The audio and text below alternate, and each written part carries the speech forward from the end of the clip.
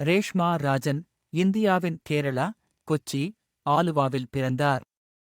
அவர் Angamaly diaries 2017, ஐயப்பனு கோஷியம் 2020 மற்றும் வெளிப்பாடிண்டே புத்தகம் 2017 ஆகியவற்றில் பிரபலமானவர்.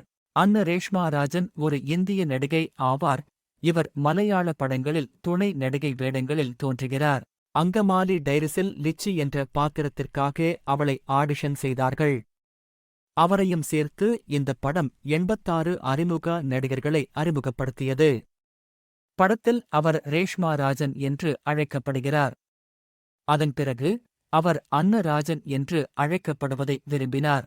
அவரது இரண்டாவது படம் லால் ஜோஸ் இயக்கிய வெளிப்படிந்தே புத்தகம் 2017, இதில் அவர் மோகன்லாலுடன் ஒரு சிறிய துணை நடிகை பாத்திரத்தில் திரை இடத்தை பகிர்ந்து கொண்டார்.